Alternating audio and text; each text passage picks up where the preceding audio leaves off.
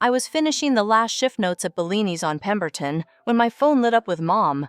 It was 5:07 p.m., and I still had vendor receipts to reconcile and a staff schedule to tweak before the holiday rush swallowed me whole. I answered anyway. "Lena, dinner tonight. 6:30, she said, brisk as always, like announcing a departure time for a train I had already boarded. "I still have reports everyone's coming. Don't be late." Click. Bellini's is an upscale place. Linen napkins, glassware that sings when you set it down. Right? A line that moves like choreography when we're in rhythm.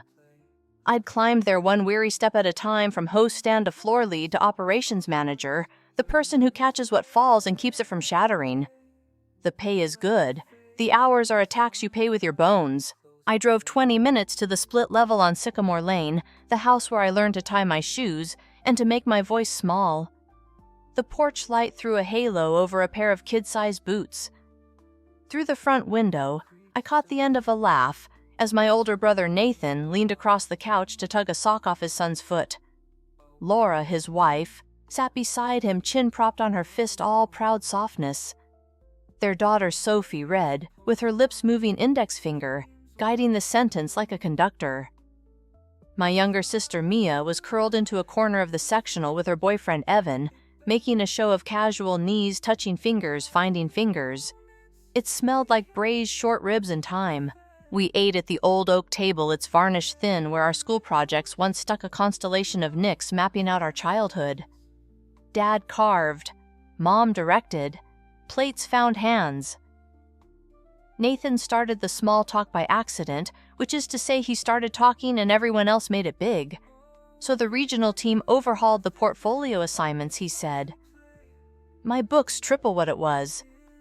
Which is why they made you senior account executive," Mom added for him, flashing the smile she uses in group photos. Laura touched his sleeve.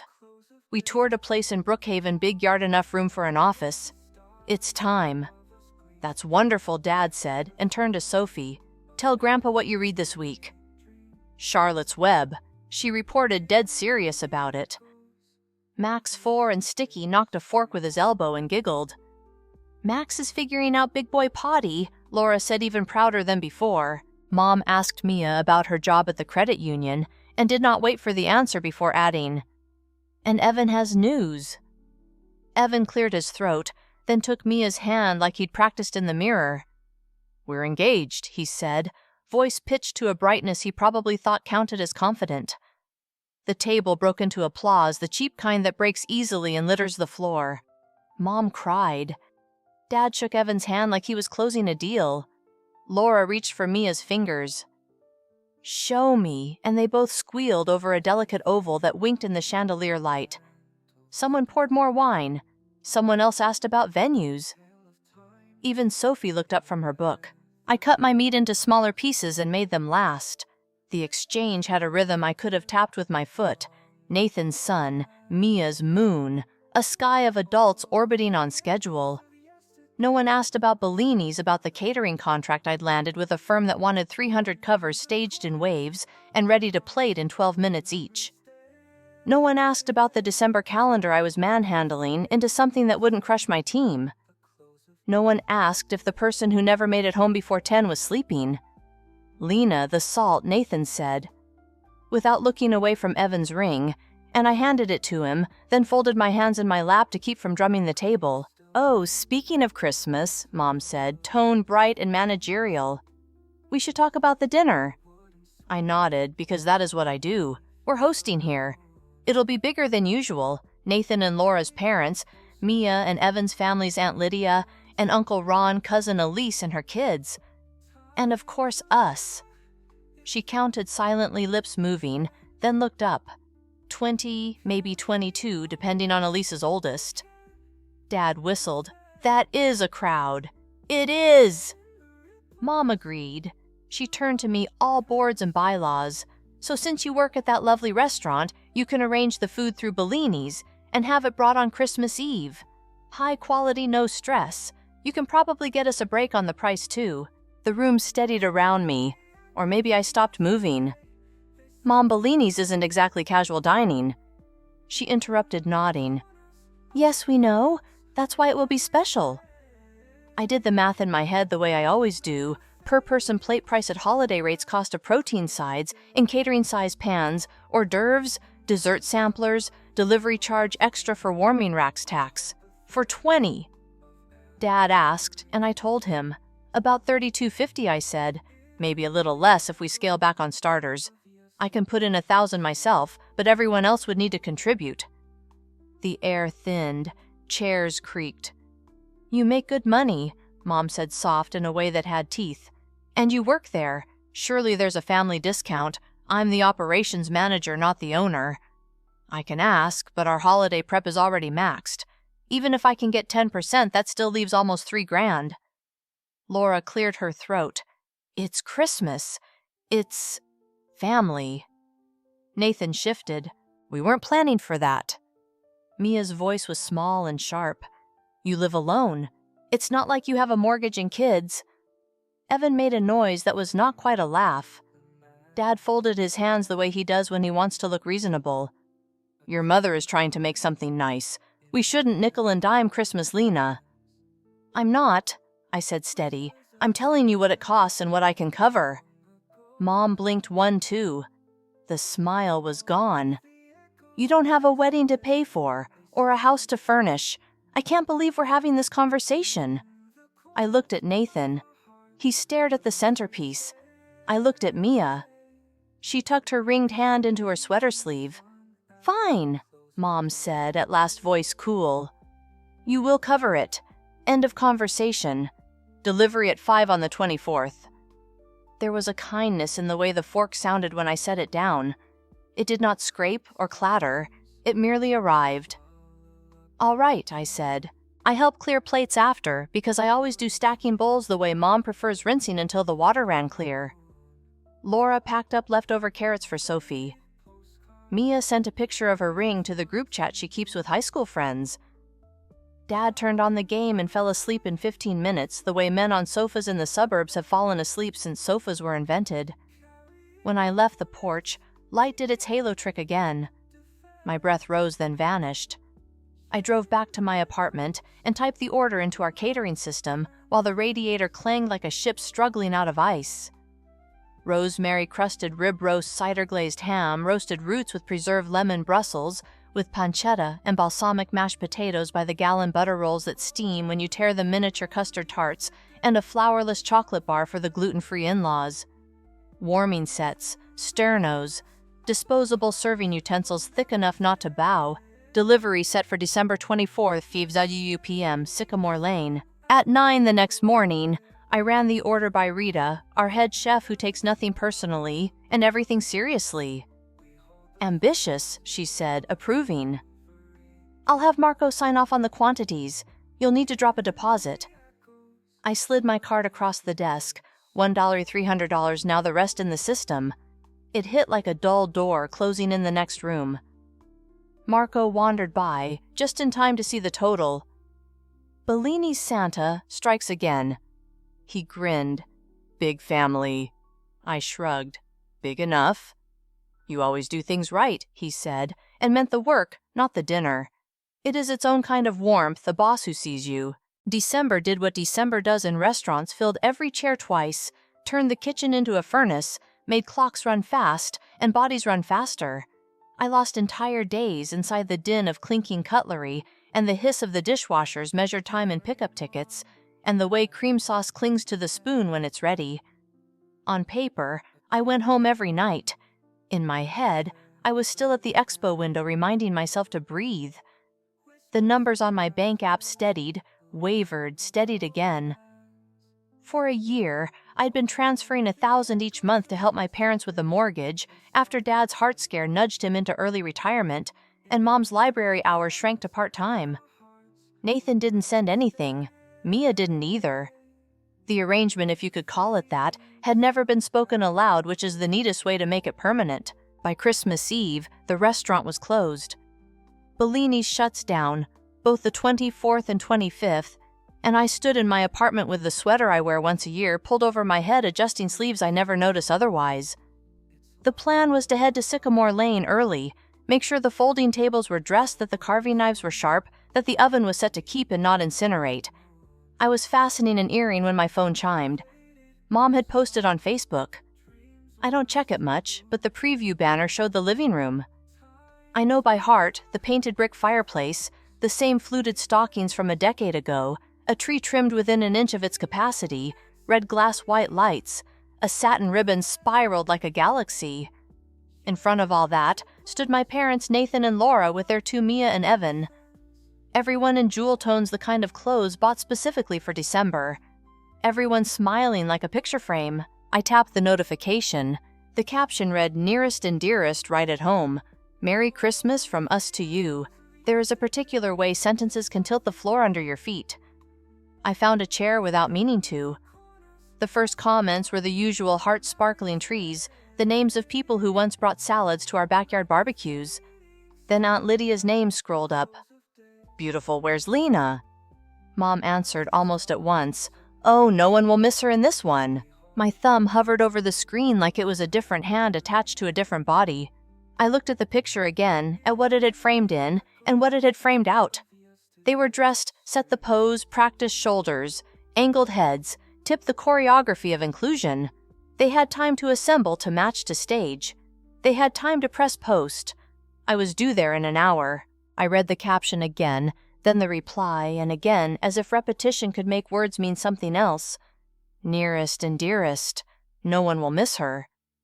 I put the phone face down on the table, and all the apartment's hums returned at once. The radiator. The upstairs neighbor's footsteps, the hallway elevator's slow descent. The sweater itched at the elbow. Outside, a siren flared and shivered away. I sat very still. The apartment kept its small sounds, the radiator's harpsichord rattled the neighbor's sink coughing through the wall while I sat with the phone face down and the sweater itching at the elbow. I turned the screen over once more as if the pixels might apologize. Nearest and dearest. Aunt Lydia's comment. My mother's reply that landed like a shut door, no one would miss me. I didn't remember standing, only that I was at the counter with my keys in my hand, then not going anywhere. I set the keys down and dialed the number that rings the kitchen office at Bellini's. 2 tones, then a third. Rita picked up on the half-beat between them. "Bellini's," she said, voice brisk and warm. The line behind her chattered metal trays lifted and set a faucet, a blowtorch cough igniting for creme brulee lids. "It's me," I said. "Lena." "Hey, boss. We're closed, but we're all here." Marco wants the walk-in squared before he disappears into his in-laws' cannoli. "What's up?" The Sycamore Lane order. I used the address instead of saying the word family. I need to cancel delivery. Pull it from the root. A small silence only 2 seconds long. "In a kitchen that's generous." "Everything's ready," she said, finally careful not to make it a protest. "Roasts are resting. Sides are trayed. Desserts are set." "Lena, are you sure?" "I'm sure." I swallowed. "Charge me for whatever you need to charge me. Labor product, the whole thing. Just do not send it to that house." Rita doesn't ask for gossip. She does, however, ask for clarity. "Okay, I'll hold the order cold for an hour. If there's a change of heart, you call me. If not, I'll repurpose what we can.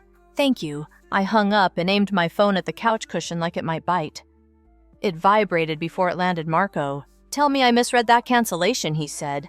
He keeps a joke in his pocket for any moment and was for once not reaching for it. "You didn't," I said. There was a pause that wasn't quite empty. You could hear his brain lay out options like knives on a towel. "Is this a budget thing?" "It's a boundary thing," I said, and the sentence sounded like it had been practicing a long time. Another half-breath, then the cadence he uses when a solution slots into place. "We just got a voicemail from a client whose caterer crashed and burned flooded prep kitchen oven." "Blown something like that. He needs a full holiday spread tonight for..." "Hang on." Paper rustled. 19, potentially 21 delivery by 5:30. He's ready to pay top dollar just to not be the story his in-laws tell in March. If you release the Sycamore Lane order, I can move it to him at a surcharge for the miracle, and we pretend the universe planned it this way. "That would solve it," I said, and felt my shoulders notched down a degree. "I'll also put your deposit back on your card," he added. No argument. "Marco, the work's been done, keep. Not a discussion."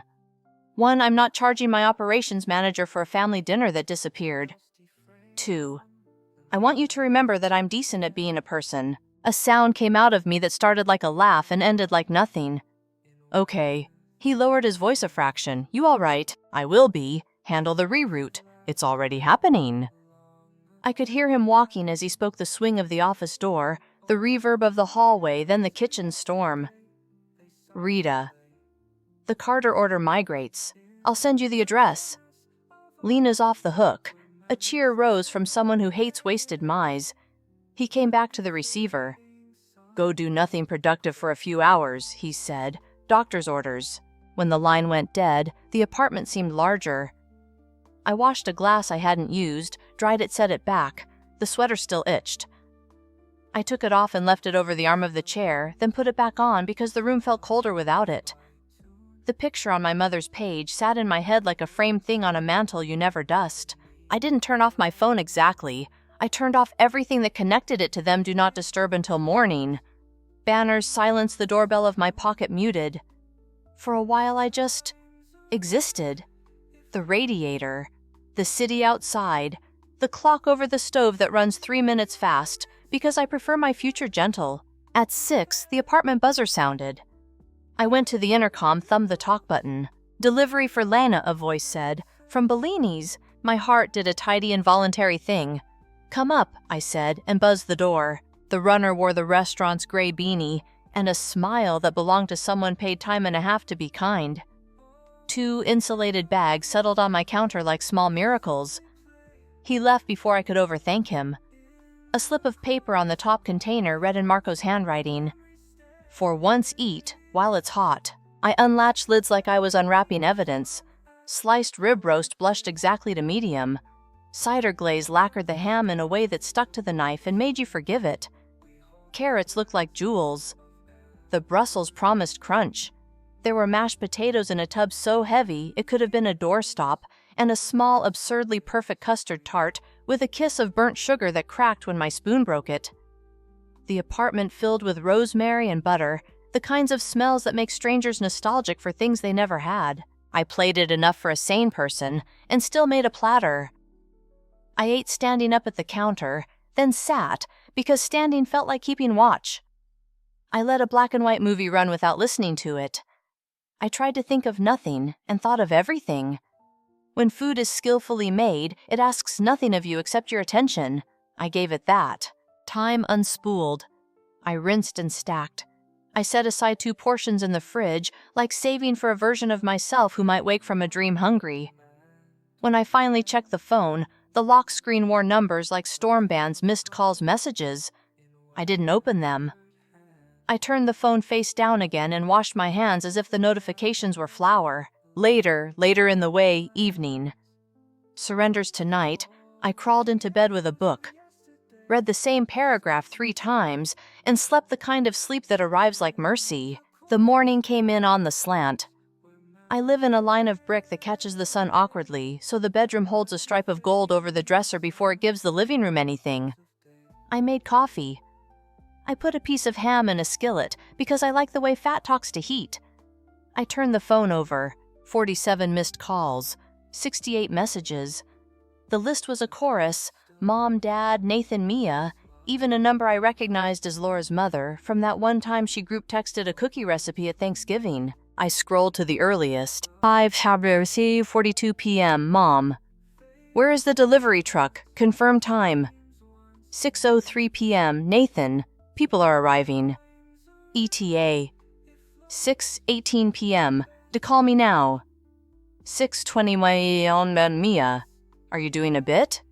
Because if you are, it isn't funny. 6:35 p.m. Mom. I phoned Bellini's. They said the order was canceled. Explain yourself. 6:30 p.m. Nathan, Lana. Seriously.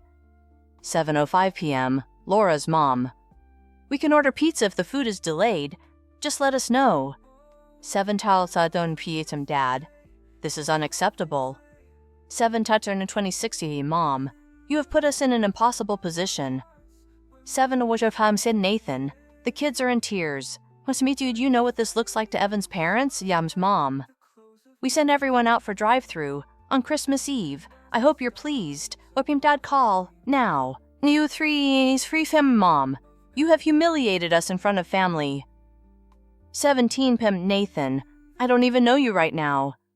9:38 p.m. Mia, you're unbelievable. 10 m. Mom, answer your mother. The messages kept going, looping between command and shock and the theatrical rattle of wounded pride. I put the phone down and ate breakfast. The coffee was strong. The ham crisped beautifully. The movie I'd abandoned the night before had left its credits up like a curtain forgotten open. I clicked the screen black. When the call came through at 10:02 a.m., I let it ring twice and then I answered. My mother didn't say hello. What exactly she began. Do you think you were doing? I sipped. Good morning. 20 people showed up for a holiday meal. They were dressed. They brought wine. They brought gifts. They had expectations. Do you know what we ended up doing? Do you understand how that looked? You told me yourself, I said, drive-through. Don't be glib, Lena. You embarrassed this family. I held the phone a half-inch away and looked at it as if it might hazard an opinion. I saw your photo. I said, the one you posted, the caption you wrote, the comment you made to Aunt Lydia. There was a silence that was not confusion so much as evaluation, like she was choosing between defense and offense. That was nothing, she said finally. A silly thing. You're making it into something it isn't. It's exactly what it is. I set the mug down so carefully it didn't whisper on the table, and it made a decision easy. What decision? I'm finished underwriting this family. The automated transfer stops. If there's a shortfall on the mortgage, you can ask Nathan and Mia to help. You can't be serious. I am. You think we can just… She broke off. Reached for a tone she keeps for emergencies.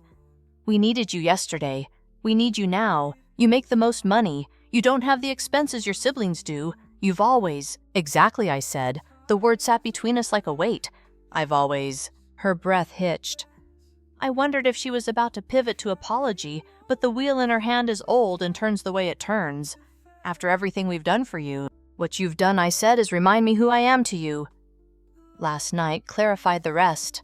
You canceled out of spite, she said. I canceled out of self-respect. You're being dramatic, she said, and I felt the heat climb my neck like a summer you can't step out of. Then it passed, and I was just done. I'm going to hang up now, I said. I won't be taking calls for a while. Don't you dare! I ended the call. The quiet that followed was not peace exactly. It was an instrument retuned, the same strings under new tension. The phone bobbed with its sudden lightness, then steadied. It took less than a minute for it to ring again. I let it. The voicemail icon bloomed like a small, persistent weed. I scrolled to banking, tapped the recurring transfer, and slid the toggle off. A pop-up asked if I was certain. I was. I blocked my mother's number before I could undecide it. Then my father's. Then Nathan's and Mia's. The contact list looked cleaner afterward, the way a counter looks after you scrape the crumbs into your palm. It's ridiculous what small reliefs can feel like. I put on music with no words and sorted laundry. I scrubbed the stovetop where the ham had popped and spit. I changed the sheets and folded the old ones into a rectangle that would have impressed the woman who taught me hospital corners and college housing. I took the bag of wrapping paper rolls out of the hall closet and finally threw away the ones that had one gift width left. I was not industrious out of joy. I was industrious because there was energy in my hands, and it needed somewhere to live besides my throat. The day moved in a line. Sun to window to floor. The neighbor's baby practicing vowels in the next apartment like a tiny opera singer warming up. At noon, I opened the fridge, looked at the container of mashed potatoes like it was a polite stranger, and closed the door again. I filled a glass with water and drank it all. The body, even in a moment like this, insists. Voicemails accumulated. The speech-to-text previews offered their blurts. Lena, this is your father. We can't believe… Call me back, please. You owe… I walked past the phone the way you walk past a mirror after a bad haircut, unwilling to give it the victory of your attention. I took a shower. I stood under hot water until I wasn't thinking which is the closest thing I know to surrender that doesn't feel like losing. When I came out in a towel, there was a text from an unsaved number I recognized as Aunt Lydia. Again, I don't know what happened, but your mother is beside herself. Please call. I deleted it, not because I didn't care, but because I couldn't be the person who explained the math of my heart to relatives who count with different numbers. I got dressed in clothes that didn't announce the day. I opened the window to let the apartment inhale.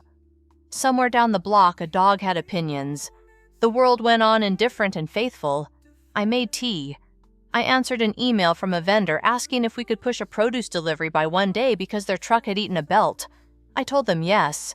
It is a relief to be useful full where the ledger is simple. Around 2, there was a knock at my door, the polite knuckle kind, not the buzzer.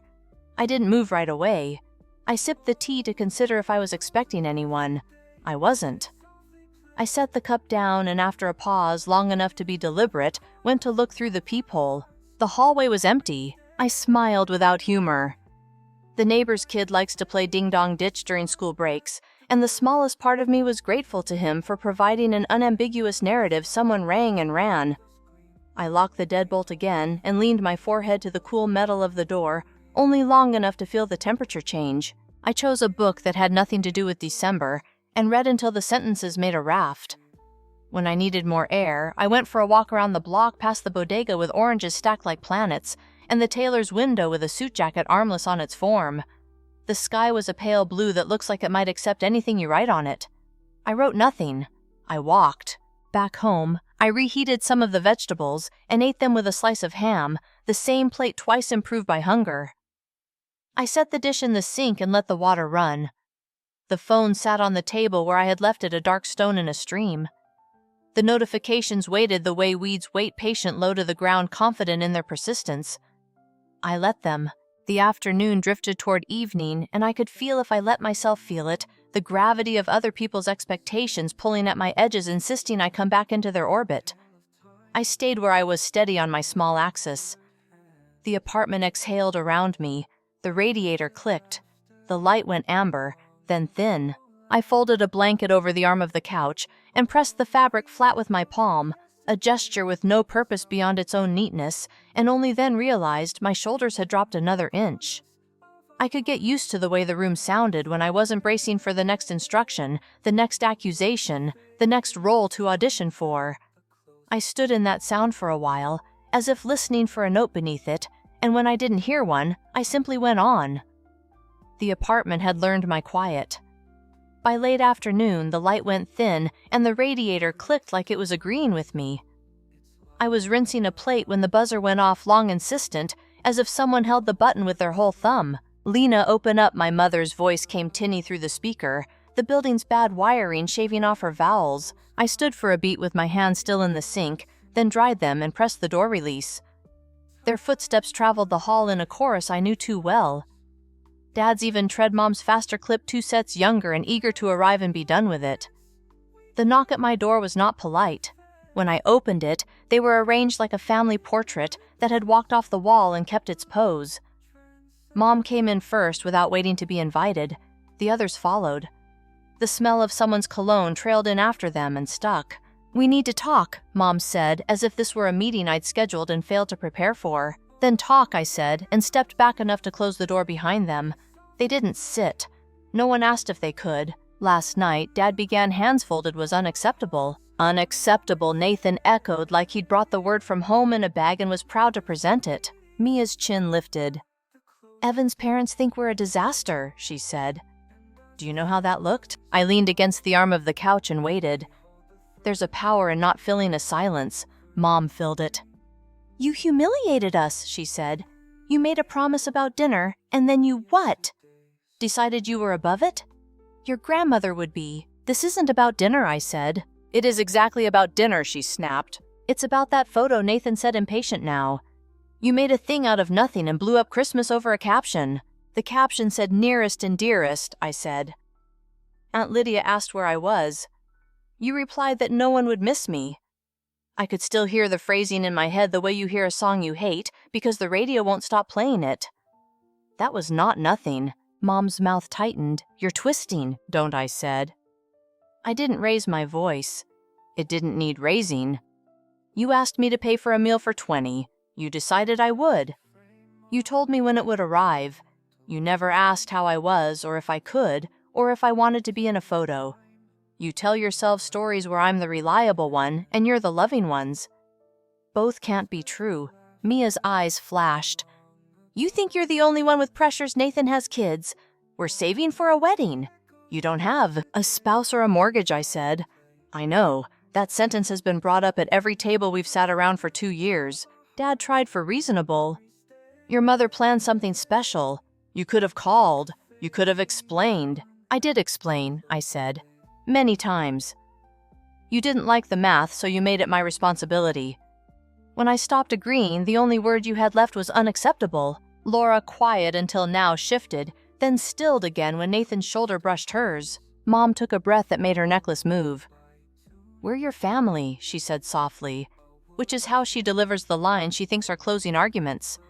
We expected better from you. I expect better from you, I said, and I'm the one who gets to decide what I'll fund and what I won't. The room collected stillness like dust. Outside, a siren passed and diminished. I felt more than saw a change in Dad, the way a person recalculates and finds fewer options than he'd hoped. So this is it, Nathan said finally. You cut us off and feel… what, superior? I feel done, I said. Mia's voice trembled. We needed you. You needed money, I said. Those are not the same sentence. Mom made a small sound at the back of her throat, a frustrated click that used to send me back to my room when I was 9. I went to the door, opened it, and stood aside. I'm not having this conversation anymore, I said. I'm tired. Dad looked at the hall, then at me. Lena, he said, and in his mouth, my name sounded heavy with history. Don't do this. I already did, I said. They filed out because someone moving first makes even stubborn people follow. Mom was last. She turned in the doorway, and for a second the fight dropped out of her face. Then the door was closed. The lock turned. The apartment remembered me, in the quiet. After my body did what bodies do, after adrenaline, nothing useful. I sat on the floor with my back to the door until my legs prickled, then stood and moved through the rooms like I was making sure they were all still attached. The phone hummed on the table. I let it. The days that followed were a pattern, an aunt calling with a voice full of urgency borrowed from someone else, a cousin leaving a message that started neutral and slid toward guilt, Uncle Ron's baritone trying to sell me on perspective. I answered few of them. When I did, I didn't narrate. I said what I was doing and refused to litigate why. It made for short conversations. At Bellini's, the week after New Year's always feels like we've outlasted a storm and are sorting the debris invoices to reconcile a floor crew dizzy with having evenings back vendors we actually have time to joke with. Work returned to being the thing it had been before December, demanding and sane in equal measure. I liked the way the dining room sounded when the place was half full and everyone was speaking softly enough to hear themselves. January went where January goes. Rent laundry, the small, triumphant noise a dishwasher makes when it drains properly. I stopped checking my mother's page. When a number I recognized as Nathan's left a voicemail that began with a sigh, I deleted it without translating it to words. February thinned the snow into edges and made the sidewalks wet in familiar patterns.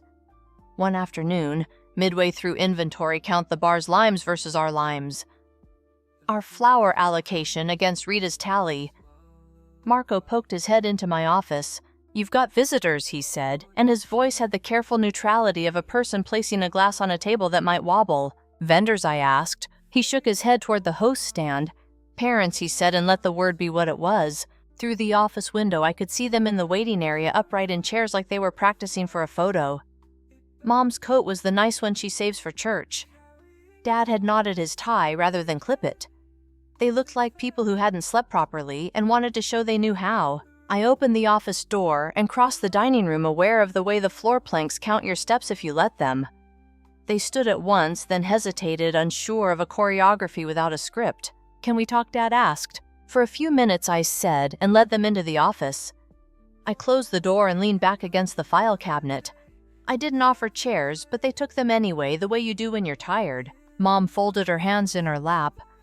We came to apologize, she said, and the sentence sat quickly in the room, as if it had been waiting outside for a turn. I didn't help it along. I waited. The photo, she said. The caption.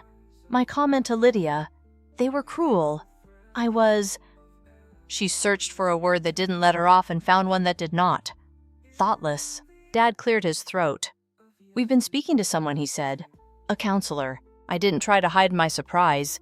I watched his face because his face tends to tell the truth while his words look for it. She asked us to write down everything we'd asked of you this past year.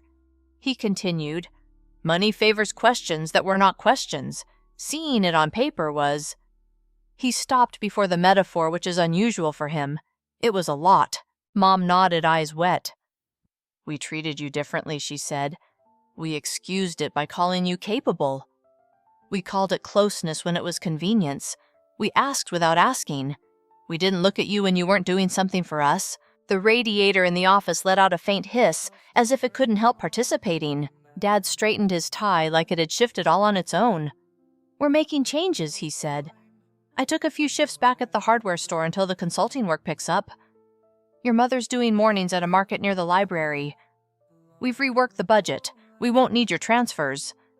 He managed a thin smile. We shouldn't have needed them to begin with. My hands, which had found each other and twined without my permission, loosened. I thought of the ways apologies can go wrong. The itemized list of your own sacrifices offered as payment. The request for absolution with the ink still wet. This didn't sound like that.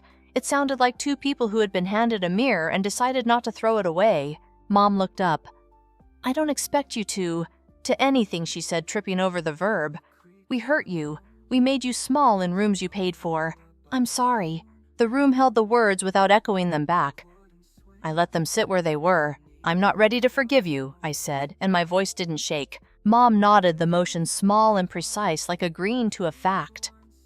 Dad's shoulders eased, not because he'd gotten what he came for, but because he hadn't been sent away without being heard. We won't press, he said. May we... He searched for a word that didn't feel like asking too much. May we call sometimes? Not about money. Not to ask you to solve anything. Just to know how you are, maybe, I said. Not often, and not if it turns into something else. We'll take maybe, Dad said quietly. No one stood up right away. There's a beat after a hard conversation where everyone realizes the room is ordinary again. Then we all rose at once in a small ballet of awkwardness. Mom hesitated near the door, as if she might reach for me, then seemed to remember she had promised not to ask for more than I offered, and let the moment pass. I walked them to the host stand. Marco nodded at me, like a person who has just watched weather change out a window. They thanked him for letting them in. He said he hoped they'd have a good day in a tone that meant it for me. When the door shut behind them, I stood for a second with my hand on the edge of the host stand, feeling the grain of the wood. The dining room was the same as it had been a half hour before table set bar restocked the sense of a place ready to receive. I went back to my office, closed the door, and sat. The radiator exhaled. Somewhere out front, a glass met a coaster and made a small certain sound. I sat in the office a while after they left the radiator. Exhaling in patient intervals, the dining room beyond the glass set in waiting. Eventually, the clock shouldered me back into the day, a vendor on line 2, a dishwasher gasket that needed coaxing a host, asking if we could seat a table of 6 at 4 without it upsetting the 5:30. Work absorbed me the way a shoreline takes back a wave. In the weeks that followed, the noise around the holiday quieted. A few relatives tried again and then stopped when I didn't step into the part they'd assigned. My mother sent short texts, each the length of a breath. Hope you're well. Saw daffodils at the market. Your aunt says hello.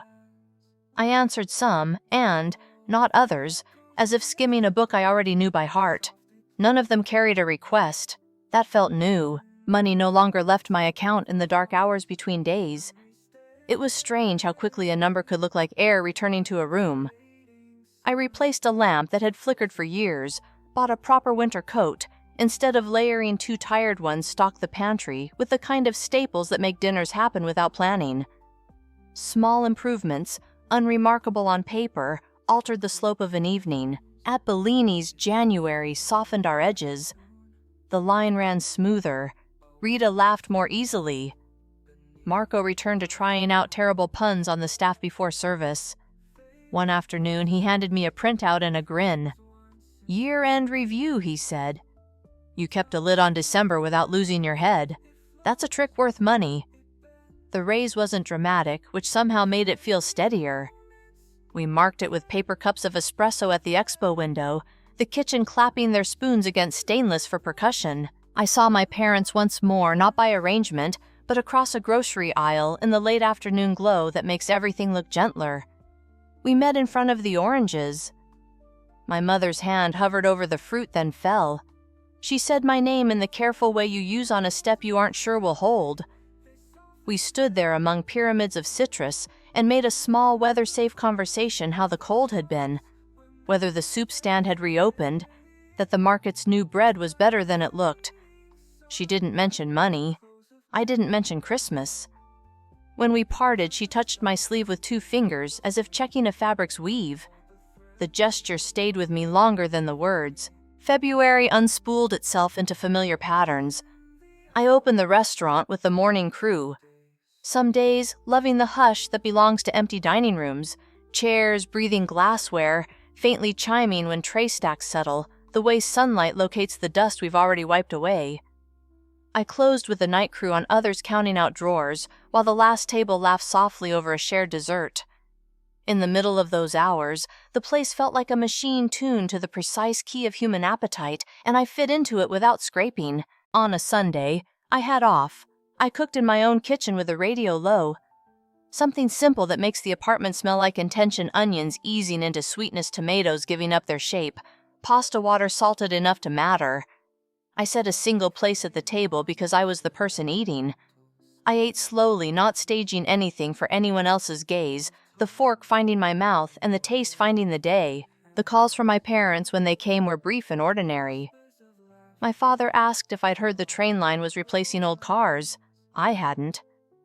My mother told me she'd started bringing home bruised vegetables the manager let her take, that she'd learned 3 soups, and a way to rescue oranges that had gone a little hard. Sometimes we said goodbye without promising anything about next time. Hanging up did not feel like shutting a door.